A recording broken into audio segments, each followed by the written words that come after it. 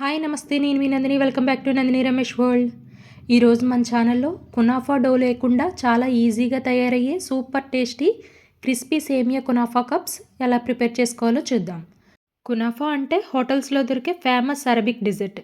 కానీ ఇవాల్టి మెథడ్తో సేమియాతో 5 మినిట్స్లో పర్ఫెక్ట్గా కునాఫా టెక్స్చర్ అండ్ రుచి వస్తుంది.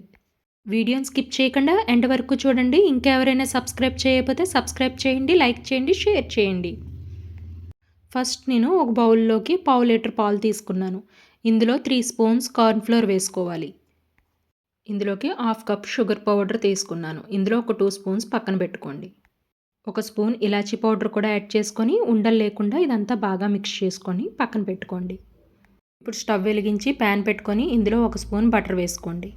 బటర్ బాగా మెల్ట్ అయిన తర్వాత 2 కప్స్ సేమియా వేసుకోవాలి. ఇది లో ఫ్లేమ్లో పెట్టుకొని ఇలా ఫ్రై చేసుకుంటూ ఉండాలి. మనం పొరపాటున మంటను హై ఫ్లేమ్లో పెట్టామా ఇవి మాడిపోతూ ఉంటాయి.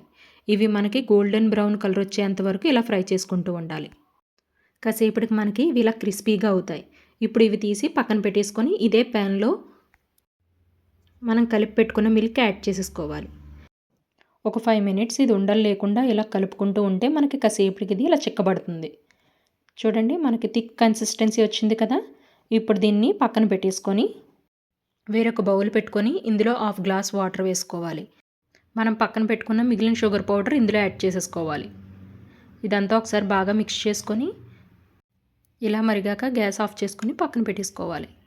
ఇప్పుడు ఒక బౌల్ తీసుకొని మనం ఫ్రై చేసుకున్న సేమియా ఇందులో వేసుకోవాలి. ఇలా 2 బౌల్స్లోకి వేసుకొని దీనిపైన క్రీమీ లేయర్ని కూడా అప్లై చేసుకోవాలి. దీనిపైన ఇంకొక లేయర్ సేమియా కూడా వేసుకొని ఇలా 3 లేయర్స్ కింద సేమియాని వేసుకోవాలి. ఇది తింటున్నప్పుడు బయట క్రంచీగా లోపల క్రీమీగా సూపర్ టేస్ట్ ఉంది. దీనిపైన పిస్తా పౌడర్తో గార్నిష్ చేసుకుంటే మనకి ఎంతో టేస్టీ అయిన క్రంచీ సేమియా కునాఫా కప్స్ రెడీ అయిపోయాయి. మనం తినేటప్పుడు దీనిపైన కొంచెం లైట్గా షుగర్ సిరప్ యాడ్ చేసుకోవాలి. ఇది మీరు కూడా ట్రై చేసి ఎలా వచ్చిందని కామెంట్ చేయండి.